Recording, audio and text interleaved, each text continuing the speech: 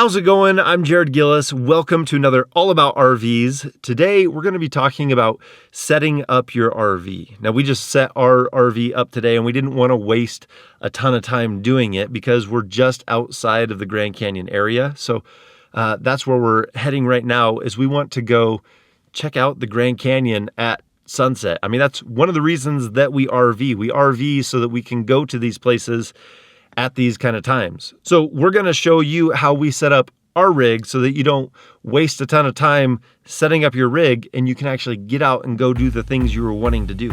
So let's get going.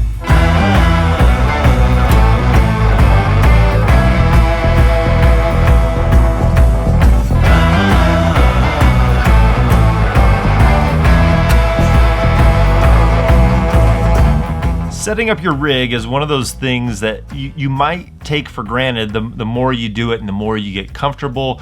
But if you're new to RVing and getting out there and going to these campgrounds or setting up in a boondocking place, it might be a little bit overwhelming. So I just wanted to go over a few steps to help you get started right in there. And you can make this process or your setup as simple as you would like, or you can make it very complex. Our setup is kind of simple and very minimalistic. We want to be able to set up quickly and be able to tear down quickly so that moving and setting up, we don't spend all of our time in that. But some people, they really enjoy the process and they really enjoy those things that you set out. I mean, we've been in campgrounds where they'll be like 5 or 6 different things as they set up in their grass area around their rig just as decoration because they enjoy it, and that's great. But today we're looking at the essentials to get your rig set up the right way.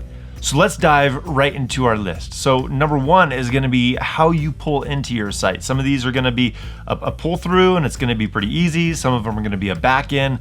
It's nice if you have somebody that can be back there to help guide you in and kind of be your eyes back there, because it's nice to have a second set of eyes back there to let you know before you run into something. So before we start backing in, we like to kind of scope it out and see how we would hope that the trailer would fit in there. So we want to look for where it's most level. If you have a real unlevel area, this one's pretty easy. It's like an asphalt area. But you want to look for where your water, very important, where your sewer is going to hook in, where your power pedestal is going to be, so that you can make sure all those things can reach. And one of the things that's real easy to forget is if you have enough room for your slide or slides to be able to fully extend, because you don't want to get set up, disconnect your vehicle, and then your rig's sitting there, and you go to open up the slides and you end up having to rehook everything back up to move. So that's miserable. So I like to keep a tape measure in our truck so I can just grab it. It's right in our center console. We know exactly how deep our slide is and we can measure. So if this pedestal was gonna be in the way or if there was a tree that's close by, we can find out exactly right away if it's gonna be able to open or not. Once we have it in the position we know is gonna work, we go ahead and level it up from left to right. We already did a video on this. We like to use the LevelMate Pro.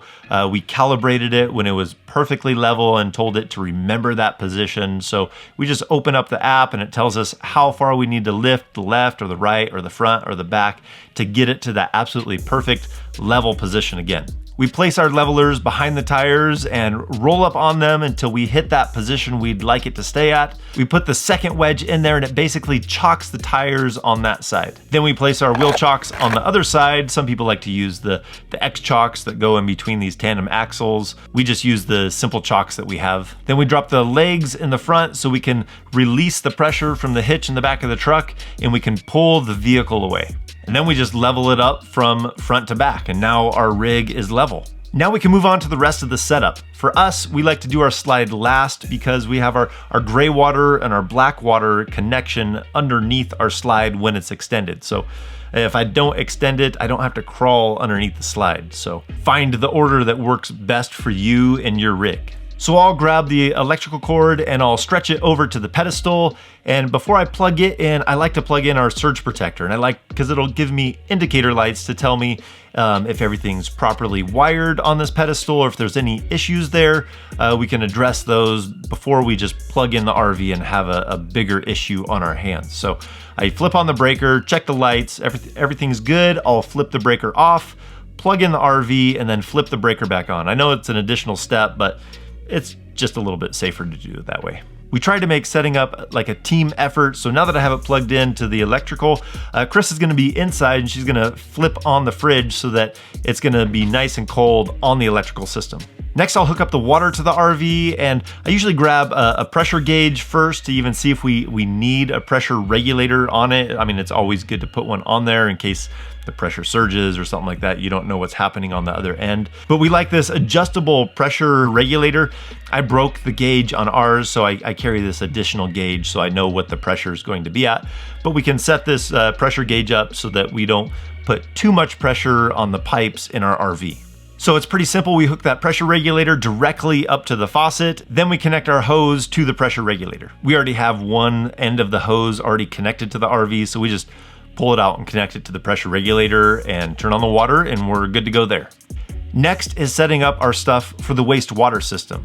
This is for your gray water and your black water and being able to drain those. First, we'll get out our hose support, and it's pre-sloped so that when you put it underneath your hose starting from your RV, it'll slope it down to where you're gonna connect it to the drain that they give you at the RV park. So we stretch that out, and then I like to put a 45-degree adapter, get it going in the right direction, connect our hose to that, and then we put our 90-degree connection into the drain that they provide, and then we connect our hose to that.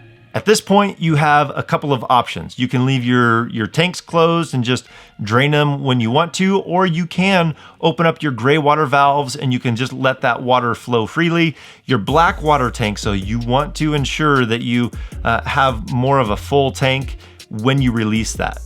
We'll get more into that in another video, but the gist is you wanna have everything that goes into your black tank, the solids and the liquids, be able to flush out at the same time.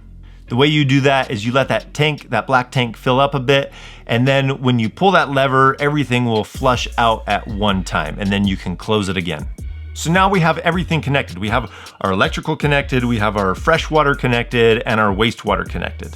This is where I like to put out our stabilizers. We just hook a drill to our scissor jacks and just drop those down. We snug them up to the ground, but you don't want to try and lift your rig with these scissor jacks. That's not what they're intended for. And now that those are extended and stabilizing the rig, we'll put the slide out.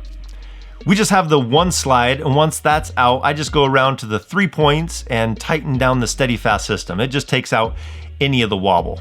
And that's really the bulk of the essentials right there. I mean, you could put a tablecloth on the table out there if you want, or maybe some lawn ornaments, or maybe a rug in front of the door.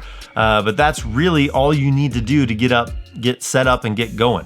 And this kind of covers all the setup that you would have to do that would be essential. But if you're out boondocking, you're not gonna have these connections. Or if you're in a different situation, you may not have to set up all these things. So that's gonna wrap up our setup process. So if you haven't already, please hit that subscribe button. And if you wanted to be notified of more uploads coming, you can always hit that little bell icon. But if we don't see you on the road, hopefully we will see you in the next video.